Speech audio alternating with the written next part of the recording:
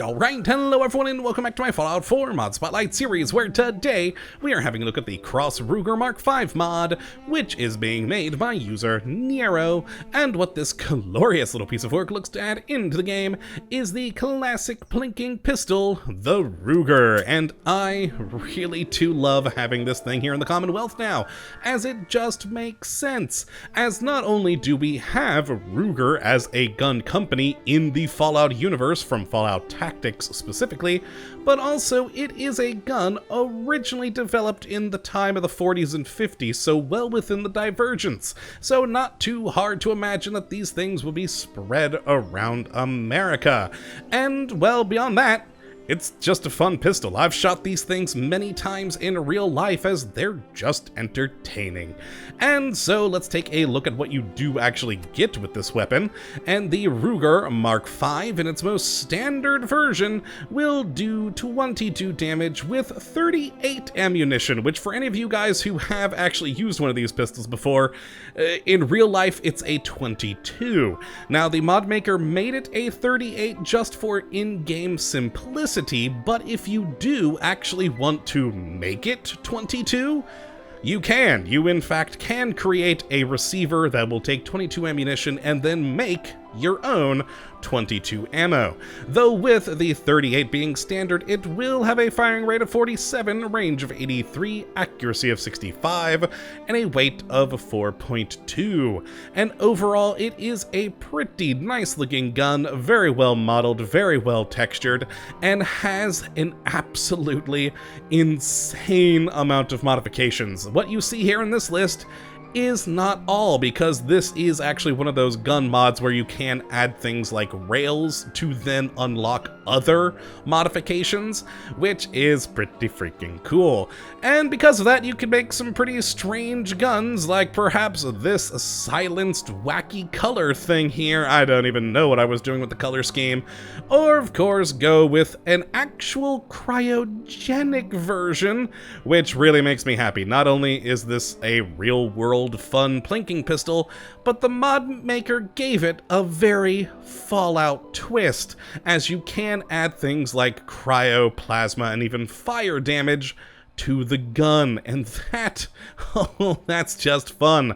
So how do you get your hands on one of these weapons? Well, it's not that hard at all. It is added into the leveled loot list, and you'll start seeing it in the game around the same time you start seeing 44 revolvers, and in fact it has roughly around the same rarity as it as well.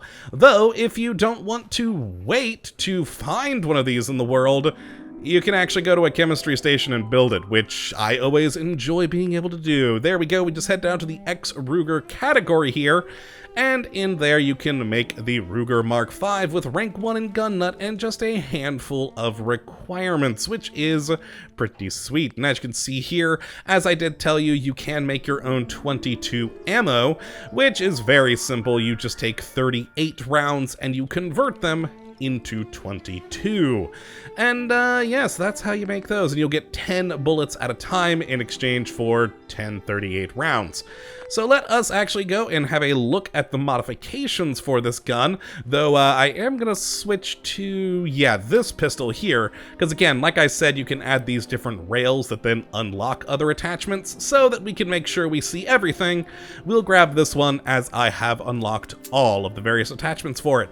So let's head into the weapon workbench, and then head to our Ruger pistol, and of course start in receiver, where we have an interesting number of different receivers. We don't just have our standard sort of hardened and powerful, I mean, we do actually have those, as you can see here, but different receivers will also allow you to then, like with this science receiver, create those attachments to actually change the damage, to add things like cryo damage, like fire damage, etc. So you have to look at the descriptions for these things and see if it does unlock those elemental damages, and not only that, but also check to see if it unlocks another rail, because some of them don't seem to unlock the upper rail attachment and some of them will. And so you just got to be careful on which one you do go with that, but overall a small number of receivers, but giving you a pretty good selection of things. Now the next category that we have here is in the receiver skin, so you can then change the color of your receiver from a default to a black, steel, blue anodized floral pattern, if you know that's your thing, a green anodized institute, orange anodized, purple anodized, red anodized, and yellow checker. And what's really fun about all these skins is you can skin each individual part of the gun. So we can skin the receiver, we can skin the barrel, and we can even skin the grip. So you have 3 different areas of the weapon to customize the color, and that does give you a lot of possibility to make something really wacky. Now let's go to the next category here, which is barrels, and we have a selection of civilian barrels and then military barrels. And one thing to notice on this is when I go from a military light A to a civilian target is that we lose that silencer on the front, and that's because only the military barrels here can actually use a muzzle attachment, as you can see right here. Not only that, but they do also turn off the lower rail. Again, you can see that right here in the description. So with the civilian barrels, you will lose out on one rail as well as a muzzle attachment. But overall, a good selection of different barrels to give you some interesting styling and, of course, interesting other attributes. Now next, I'm going to actually skip over the skins from here on because, well, they're the same as what we saw in the receiver, just for this time being the barrel, and go down to the grip, where we have a small number, but a good number nonetheless, of either the pistol-shaped, pistol standard, the shoulder stock shaped, and a shoulder stock standard. Just each one changing up accuracy, etc. All in all, pretty good. And then, of course, we have those grip skins, same skins as we have with the barrels and the receivers. So next is the magazine, where we can switch between a standard, extended, or standard quick mag, or switch it up to the 22, and this is how you do convert it into a 22 pistol. The standard version will be the 38, and then a standard 22 version, you can switch it up, and you will see that we do lose out a little damage. 38 standard with a 38, 32 standard with the 22, and of course with the extended and standard quick mag as well there. Now then, after that, we have the iron sights, which if you are going to use an upper rail is, well, pretty much useless, but we do have a standard iron sight and then 3 different colors of glow iron sights. We then, for the upper rail, once you do have that turned on, which we actually have to turn it on here. As you can see, we have the upper rail category, which you can either enable or disable. It will be disabled by default. And once enabled, you'll have this sight category here, where we have a few more scopes. 3 different colors of hollow sights for 1.5 magnification, 3 different colors of 3x magnification scopes, and then finally a just standard 6x magnification scope, which is pretty handy. We then also have the lower attachment. Again, if you have a military barrel, you can then turn on the lower rail here, just like we did with the upper rail. And in here we have 3 different colors of lasers, 3 different colors of tack lights plus lasers, and then just a standard tactical light, whichever you want to go with. And then finally, we have the muzzles, which once again you do need the military barrel for. And in here we can either go with none, a muzzle cap, a compensator, or a suppressor, just whichever is what you're trying to go for. And that is all of the modifications for the CROSS Ruger Mark V. Oh my, so many possibilities with all of these different things. So let us actually go and do some test shooting. Switch back over to the standard. There we go. Now this is with the standard 38 ammunition. Pretty good iron sights. Not the greatest, but not the worst either. They are pretty usable. And of course, for the firing, There we go, and a good sound and animation for it. A very just overall good gun. And with the speed, it is pretty quick on its feet there. You can, pretty much get out a bullet as quick as you can click, which is always useful. Now let's switch up to that 22 version, which is silenced. There we go, and as you can see, we have that lovely laser on there, plus the tactical light, a little bit hard to see in the daytime, but yeah, overall pretty good, and of course a good hollow sight there, a lovely little weapon for your sneakier characters.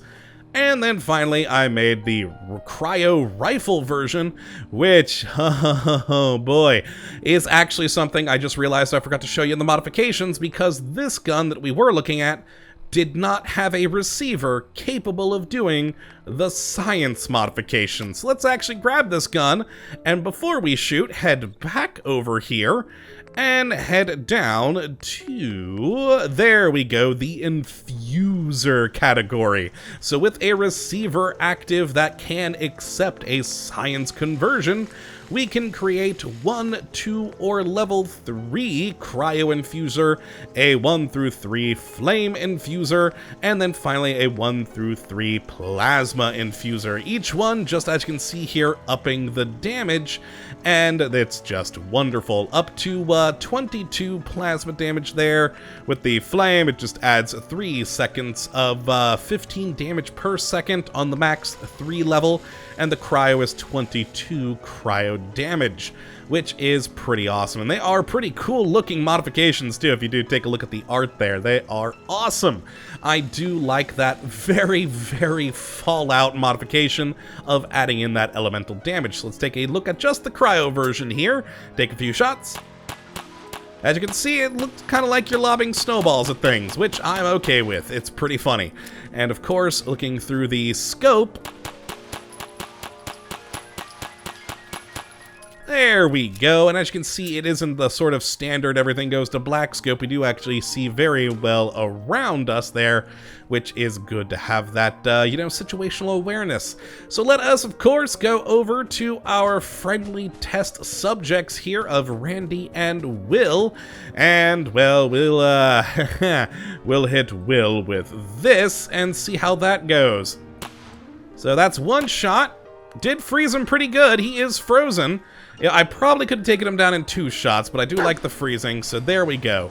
3 shots technically to kill him. If I'd probably have hit him in the head, we probably would have done a bit better. And let's go... oh god, actually the 22 pistol, well, it's only 32 damage. What the heck? We'll go after the Randy the Rad Stag with the 22, because clearly that's gonna go wonderfully for us. No, actually, it went pretty well. I took him down in 3/4 maybe shots. Alright. That's pretty good. I mean, it is 32 damage, so not exactly the worst thing in the world.